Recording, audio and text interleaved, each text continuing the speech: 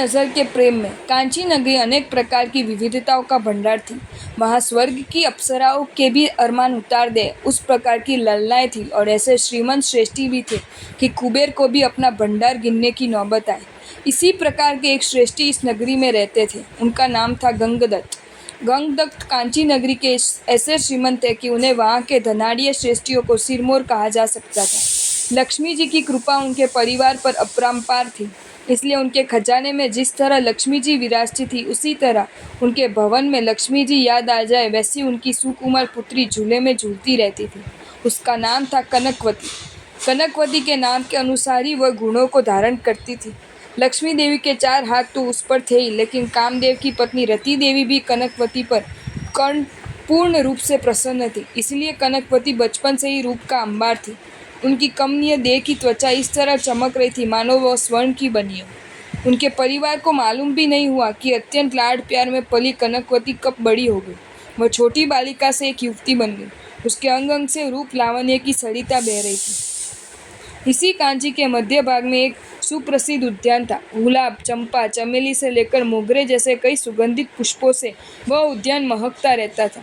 सैकड़ों युवक युवतियों से वह उद्यान भरा रहता था। सखियों के साथ युवतियों यहाँ अपने हाथों से फूल चुनने के लिए आती थी। वहीं युवक पुष्प चुनने के लिए तो नहीं, लेकिन पुष्पों को चुनने वाली स्त्रियों के रूप को अपनी आंखों से चुनने के लिए यहाँ आते थे। एक दिन की बात है, कनकवती अपनी सखियों के साथ उद्यान में पुष्प चुनने के लिए गई। एक रूप के उद्यान का मानो दूसरे रूप के उद्यान में प्रवेश हुआ। कनकवती ने अपनी नाजुक उंगलियों के द्वारा पुष्पों को चुनना आरंभ किया। पुष्पों को चुन चुनकर वह पास ही खड़ी सहेली के द्वारा पकड़ी एक छावड़ी में डालती गई, लेकिन इस पुण्य चयन की प्रक्रिया में एक विक्षेप पड़ा। पुष्प चुनते हुए कनकवती के हाथ तुरंत रुक गए। वह पत्थर की तरह स्थिर हो गई। उसकी नजर कुछ दूर खड़े एक युवक पर पड़ी। वह युवक कोई सामान्य युवक नहीं था, वह तो रूप का महासागर था, मानो कामदेव का साक्षात अवतार ही हो। बगैर अंग वाले अनंग कामदेव यदि अंग धारण करे तो वह इस युवक की प्रतिकृति बन जाए।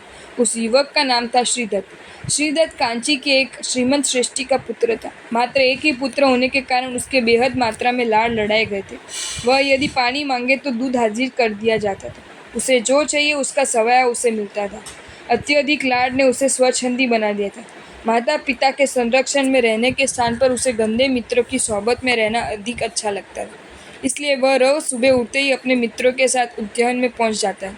जिस तरह भंवरे पुष्प पास मंडराते रहते हैं, उसी प्रकार उसके नयन ब्रह्म सुंदर स्त्रियों को निरखने के लिए इधर उधर घूरते रहते थे। वृक्षों, घनी झाड़ियों की आड़ में श्रीदत्त रूपवती अंगनाओं के रूप को अपने नयन कटोरे से गट गट पीता रहता। आज भी श्रीदत्त रोज की तरह उद्यान में है। उद्यान में तो मानो रूप का बाजार ही भरा हुआ था। विविध रूप सौंदर्य को निरखते निरखते श्रीदत्त एक वृक्ष के पीछे खड़ा रहा। इतने इतने रूपों को देखने बाद भी उसका मन भर नहीं रहा था।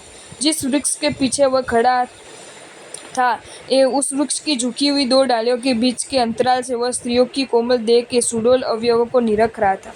ठीक उसी समय कनकवती की नजर श्रीदत्त पर पड़ी। श्रीदत्त का रूप देखते ही कनकवती के तो होश ही उड़ गए। जिस प्रकार शिकारी के बाण से हरिणी घायल हो जाती है, उसी प्रकार कनक देवी कामदेव के बाण से घायल हो गई। आसपास खड़ी सखियां कनकवती के शरीर में आए अचानक परिवर्तन से चिंतित हो गई। यदि कुछ और व्यक्त ऐसे ही बीतते तो कनकवती बेहोश भी हो जाए, ऐसी स्थिति थी। यदि वास्तव में ऐसा हो जाए तो कनकवती के पिता गंगदत्त को क्या जवाब दिया जाए, इसी विचार से वे बहुत परेशान थी। ऐसी गंभीर स्थिति उत्पन्न हो उसके पहले ही कनकवती को यहाँ से उठा लिया जाना चाहिए, इसी में भलाई है। ये सोचकर सखियों ने कनकवती को अपने कंधों पर उठा लिया और मार्ग में श्वास लेने के लिए भी खड़े न रहकर वे सीधे ही गंगदत्त सेठ के घर पहुंची। सेठ गंगदत्त घर पर नहीं थे, वे व्यापार के काम से बाजार गए थे। परिवार के सदस्य कुछ पूछे उसके पहले ही सखियाँ कनकवती को उसके शयन खंड में ले गई। आहिस्ते कनकवती को अपने कंधे से उतार कर धीमे से उसे सुखशैया पर सुला दिया। सखियाँ कनकवती के आसपास बैठ गई। कोई हवा करने लगी, कोई पैर की मालिश करने लगी और कोई उसकी पीठ थपथपाने लगी। कुछ कुछ देर में कनकवती की शारीरिक स्थितियों में बदलाव आ रहे थे। कभी तो वह जोरों से ऊँ करती और कभी गहरे श्वास लेने लगती, कभी आंखों से अश्रुधारा बहने लगती और कभी शरीर में विचित्र प्रकार का कंपन होने लगता। कनकवती में हो रहे इस प्रकार के परिवर्तनों को देखकर भयभीत हुई एक सखी ने कहा, कनू, हम तेरे साथ ही हैं, तुम्हें क्या हो रहा है ये हमें बताओ, हम तुम्हारा अभिन्न सखियाँ हैं। तुम्हारी समस्या यदि तुम हमें नहीं बताओगी तो फिर किसे बताओगी?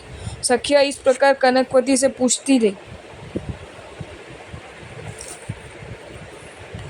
लेकिन जवाब कहाँ से मिले, क्योंकि कनकवती तो निंद्रा देवी की शरण में चली गई थी।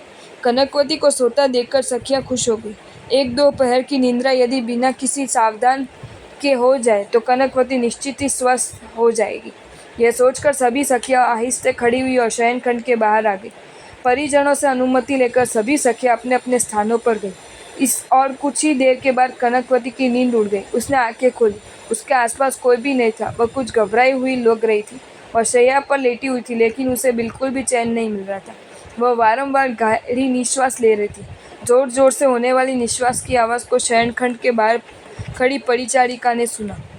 परिचारिका अंदर दौड़कर आई। कनकवती की गंभीर स्थिति देखकर वह डर गई। वह दौड़कर वापस बाहर आई। परिवार के सभी सदस्य सुन ले। इतनी जोर की आवाज़ लगाकर उसने कहा, सब कनकवती के शयन खंड में आ जाए। परिचारिका की आवाज़ सुनकर सभी स्वजन व भवन का परिचारिका वर्ग तुरंत कनकवती के शयन खंड में आ गया। कनकवती की स्थिति देखकर परिवार के सदस्य चिंतित हो गए। इसके बावजूद सबने उसके शरीर के हालचाल पूछे, लेकिन कनकवती मौन रही। उसने किसी को भी जवाब नहीं दिया, बल्कि उसने चेहरे को वस्त्र से ढककर सोने का नाटक किया। कनकवती की विचित्र स्थिति के कारण परिजन और चिंतित हो गए। घर की स्त्रियां कनकवती से बार बार पूछती थी कि तुम्हें क्या हुआ, लेकिन उसकी ओर से कोई जवाब नहीं मिलता। अंत में कनकवती को परिचारिका वर्ग को सौंपकर सभी स्वजन मंत्रणा गृह में उपस्थित हुए। घनिष्ठ मंत्रणा के बाद सभी एक निर्णय पर आए। कनकवती को कोई रोग हुआ है, इसके लिए कांची नगर के अच्छे से अच्छे वैद्यों को बुलाया जाए और उसकी कनकवती का उपचार कराया जाए। रंगदत्त सेठ ने सेवकों को आज्ञा दी और सेवक नगर के श्रेष्ठ वैद्यों को तुरंत सेठ के भवन पर ले आए। वैद्यों ने कनकवती की नाड़ी आदि देखकर उचित उपचार आरंभ किए। रंगदत्त सेठ के भवन में जिस प्रकार की स्थिति कनकवती की थी, वैसी स्थिति कवि को देखने के बाद उद्यान में रह रहे श्रीदत्त की थी। वृक्ष की डाली के अंतराल में से श्रीदत्त की दृष्टि कनकवती पर पड़ते श्रीदत्त के हृदय में वासना की अग्नि प्रदीप्त हो उठी। श्रीदत्त सतत कनकवती के रूप को देखना चाहता था, बारंबार उसके रूप को पीना चाहता था। कनकवती की गैर मौजूदगी से उसके नजरों के सामने उसका रूप तैरला रहता था, अतः वह कनकवती को टगर टगर देखने लगा। देर तक देखने के बाद आंखें बंद की, चाहा कि कनकवती के वहां खड़े रहे, लेकिन वह गिर पड़ा। सखिया फिर कनकवती को उठाकर उद्यान से बाहर ले गई। इस ओर श्रीदत्त ने आंखें खोली और कनकवती को देखने के लिए गया। वहाँ कनकवती के अदृश्य होने के कारण श्रीदत्त भी कनकवती की तरह घायल हो गए। वह जहाँ खड़ा था वहीं फिसल गया। कुछ ही क्षणों में वह बेहोश हो गया। पास ही खड़े मित्र अचानक क्या होगा ये सोचकर चिंतित हो गए। परिस्थिति अधिक खराब है। उसके पहले किसी ने पास रखे पत्थरों के समूह से हवा की। कोई नजदीक के सरोवर से ठंडा जल लाया और उसके सिर पर छिड़का। किसी ने उसकी देह का मर्दन शुरू किया। इस प्रकार विविध प्रकार की परिचर्या से कुछ देर में उसे भान आया और वह बैठ गया। उसके हृदय में कहीं शांति नहीं थी।